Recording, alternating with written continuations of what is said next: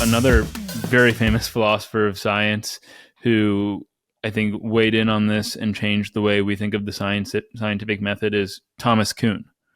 So where does he fit in then in this lineage of scientific method discussions?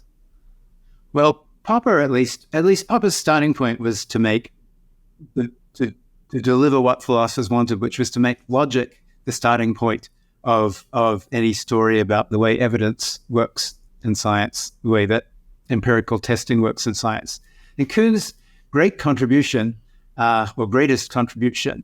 is to suggest, I think, that we need to do something that I, in fact, do in my book as well, which is look at sociology and the psychology of scientists as well as logic, that we won't really understand what's going on unless we think of science as a kind of sociological system, as something that's as much concerned with motivating scientists as with giving them some logical principle to follow. So that I think in the abstract is Kuhn's greatest contribution. He's most famous for talking about scientific revolutions when there's some dramatic discontinuous change in the kinds of theories that scientists are on the whole owe their allegiance to. So, for example, the shift from Newtonian physics to Einsteinian physics into quantum physics, that's a revolution. It's not as if there are people running through the streets throwing Molotov cocktails, but still there's this dramatic overthrow of the old picture and a new picture rises up to take its place. Kuhn is famous for saying that process is not guided by logic. But in a way, he was already saying that none of science is exactly guided by logic, at least not in the sense of a kind of timeless objective principles that all of us, including Aristotle, can agree to. Rather, there's a kind of a systematization of science that Kuhn thought is very important, but which is much more a matter of something more like a subculture than a logical system. So he used the very famous word paradigm to refer to this thing. His idea is that at any time, any domain of science or subdomain is governed by a paradigm, which means that there's a whole set of principles, ways of doing things, set of priorities, and so on, that scientists at the time conform to and take on board and use to do their science. And Kuhn thinks it's the reason that science works so well is not so much that these little, or rather, well, big and yet very, very confined in historical terms. They may exist just for a certain time in a certain place.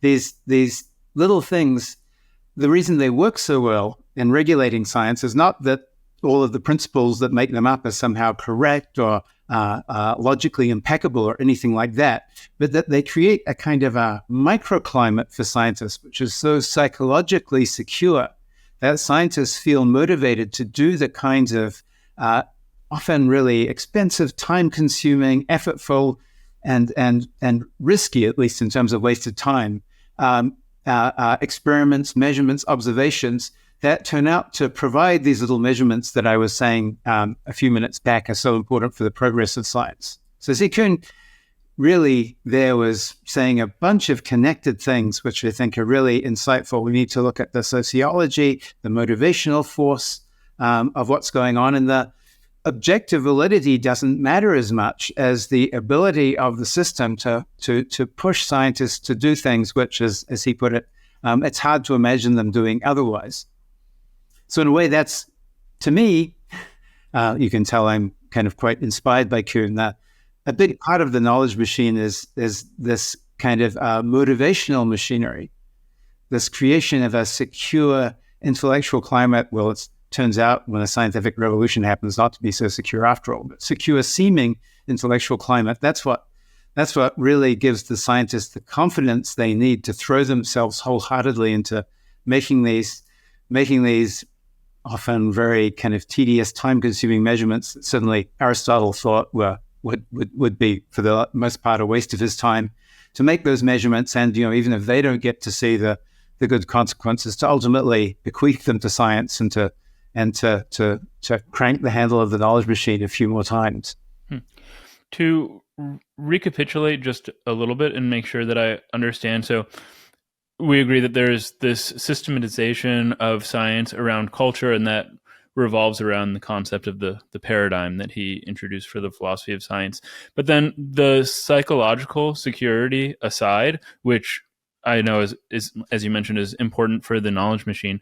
Is it right then to think of the paradigm as dictating the scientific method for a culture, or on his view, is there still a scientific method that operates independent of the paradigm, or is he one of the no scientific method people at all? In a way, he's the I guess I shouldn't say paradigm, the paragon of no scientific method.